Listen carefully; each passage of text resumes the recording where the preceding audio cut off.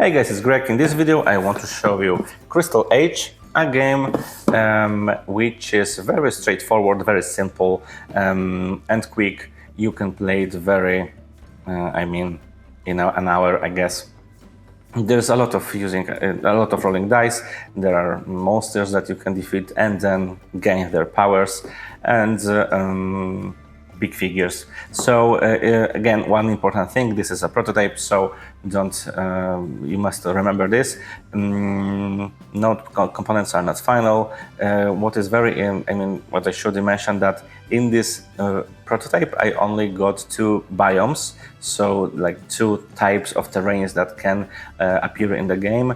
As I guess that you, in the final version of the game or during crowdfunding campaign, more biomes will be unlocked or added to the game during the campaign. So Crystal Age, if you're interested, just check out this video. As you can see, the game is already set on a table, and the Crystal Age is very straightforward and quick game for 1 to 4 players. The game also introduces 3 game modes. You can play it in solo mode, you can play it in co-op mode, and also in competitive way. So what you can see on the table, we have the main board, and the main board is split into 4 main areas. So the walls around, this is the one area. Second area are those forests over here, and I guess wastelands. And the 4th area, the final one, is this in the center, that is Crystal. So in the Crystal Age, you are going to control one of the 4 heroes, and the aim of the game is to destroy those most powerful monsters, Lords of Corruption, which are residing in the middle, in this purple crystal in the middle of the board. As I said, we have 4 heroes, so now I'm going to show you. These are heroes, each of them different. On the bottom we have their skills. As I said, the game is quite straightforward, so just maybe I will tell you already. So the color of this space means that this character uses blue dice to roll and do damage. The blue dice are the weakest one, so you basically roll 3 blue dice. And this is your health points, and this is your armor. So each result on a die that matches this number or is higher makes a hit point, makes a damage.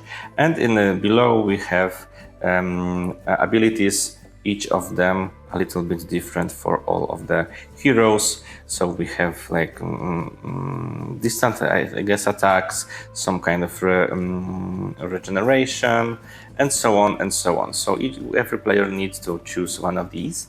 And characters, the hero starts in the corners of the board. What we have also on the board, those nodes which are connected by the lines. So basically you can just travel around the locations which are connected by the line.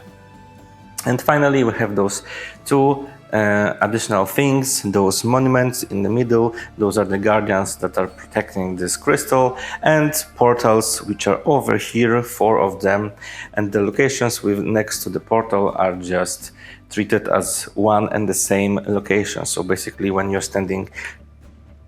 enter this location, you are in the same time here, here, and here, so you can move from this place to even here. Now, why we have those cards that are connected to different locations on the map? Because your heroes can level up, and this level up is made by defeating the different kind of monsters. When you defeat the monster, you can achieve their skills. So basically, blue cards. You are going to draw blue cards when you're walking around the walls. You are going to draw green cards when you're in the forest. These red cards when you're on those wastelands, and purple cards when you are in the middle on a crystal. So how turn of the player looks like? Turn of the player is split into two phases. First phase is a movement, second phase is an action, and we have three types of movement. Simple movement, just so you're just moving by one. We can also jog, so you can move by two, but there is a penalty that you are going to draw only one card instead of two when you're going to fight with the corruption. I will tell you about this in a moment.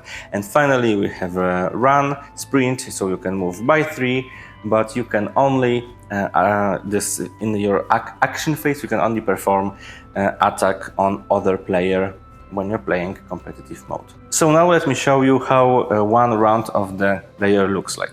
The round of the player is split into two phases. First phase is just basically a movement. The second phase is performing an action. You can perform movement in three ways. You can just move by one and then perform an action. You can move by two, but when you're moving by two, that's named jog. You can perform action, which is fighting the corruption with some penalty. I will explain it by what's that in a minute. And finally, you can also do a sprint, so then you are moving by three, but the penalty is you can only perform one action, which is attacking other player if you are playing in competitive mode and if you finished your movement on a location with a player.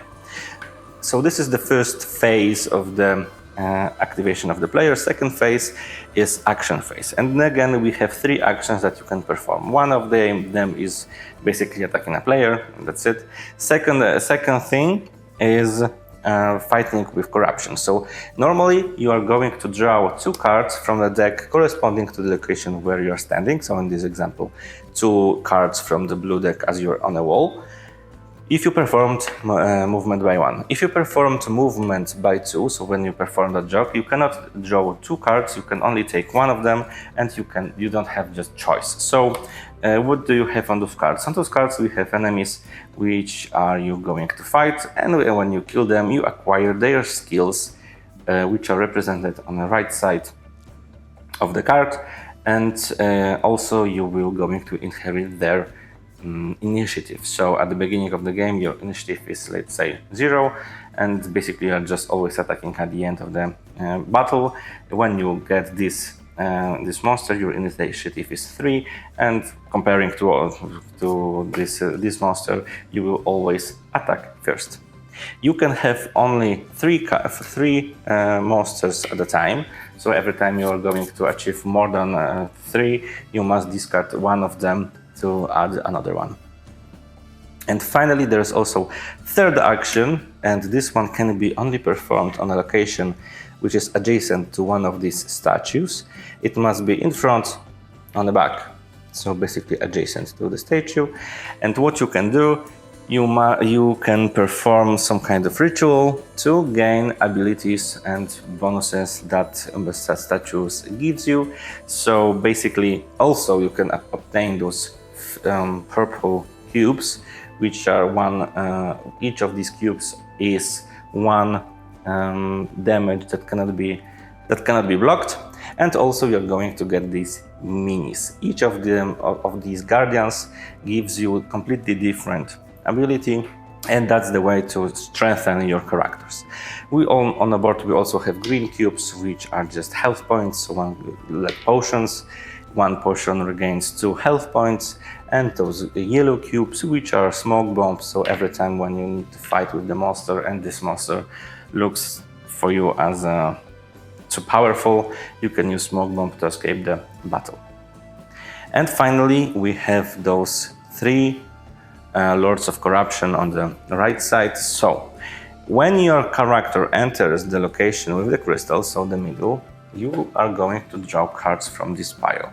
In here we have the most powerful monsters, though they are twisted by the power of the crystal, but also we have those crystals in here. So every time when you are going to draw a card from the from this purple deck, and you will get a crystal, you can decide to fight a crystal instead of the normal monsters which are in this deck.